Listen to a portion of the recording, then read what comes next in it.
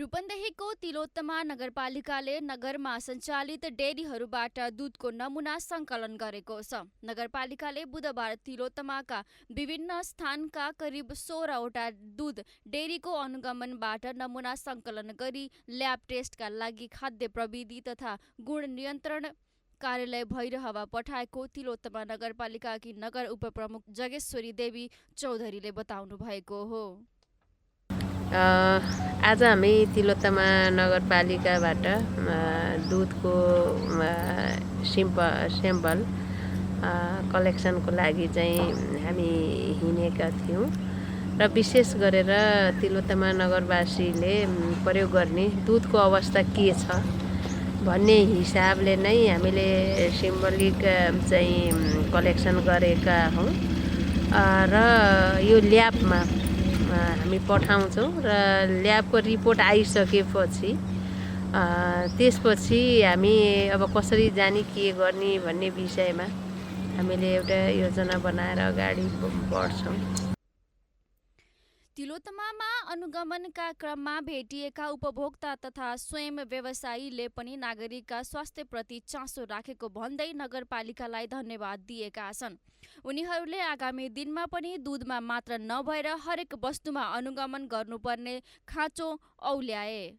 यसैगरी अहिले नगरपालिकाबाट जुन यो चेकिङहरू आइराख्नु भएको छ एकदमै खुसी लाग्यो मलाई। किन भन्दाखेरि यो जुन पछिल्लो पल्ट चाहिँ हजुरको चाहिँ बुटलमा भएको थियो जुन प्लास्टिकको खाद्य मिल्क भनेर दुध भनेर चाहिँ हामीलाई पनि एकदम त्रास दिएछ।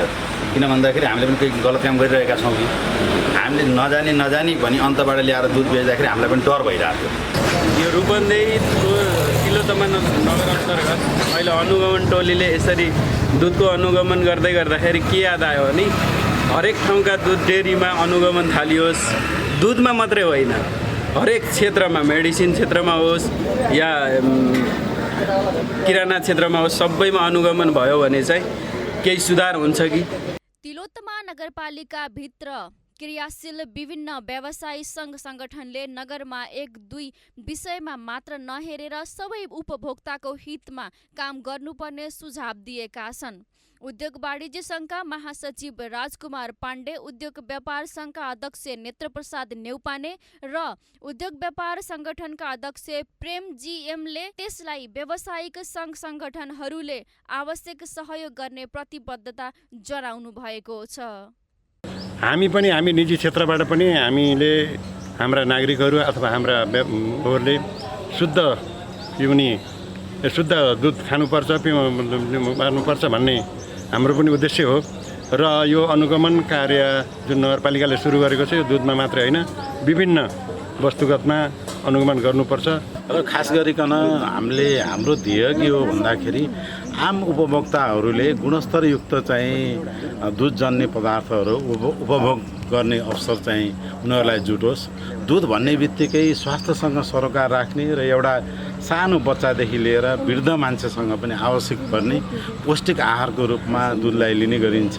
हामी आज तिलोत्तमा नगरपालिकाले 2083 3 महिना 24 गते जो अनुगमनको लागि चाहिँ हिजै मिति तय गरेको थियो र आज हामी बिहानै 6 बजेदेखि अहिलेसम्म चाहिँ अनुगमन हिँड्दै गर्दा हामी चाहिँ 14-15वटा चाहिँ डेरी पसलहरूमा चाहिँ अनुगमन गऱ्यौँ, जहाँ चाहिँ बाहिरबाट आउने दुधहरू यहाँ भित्रिरहेको र त्यहाँबाट चाहिँ हाम्रो आम उपभोक्ताहरूले खाने दुधमा केही मिसावट छ भन्ने चाहिँ नगरपालिकाको खबर र आम उपभोक्ताबाट त्यसको गुनासो चलेको हुँदा हामी चाहिँ समग्र रूपमा जाँदै गर्दा आज स्याम्पल सहितको ल्याएर हामी चाहिँ आएका छौँ।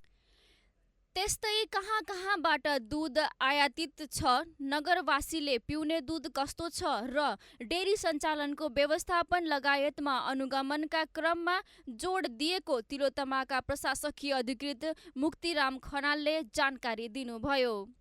ल्याब टेस्टबाट रिपोर्ट आएपछि सोही अनुसार नगरवासी माझ ल्याउने भन्दै सोही अनुसार आगामी अनुगमनको कार्यतालिका तय गरिने नगरपालिकाले जनाएको छ। अनुगमन गर्न पुग्दा व्यवसाय आत्तिएको पाइएकोले नआत्तिए र सचेत रहन तथा गुणस्तरीयतामा ध्यान दिन नगरपालिकाले सुझाव दिएको छ। राज्य खबरका लागि खबर ब्युरोको रिपोर्ट।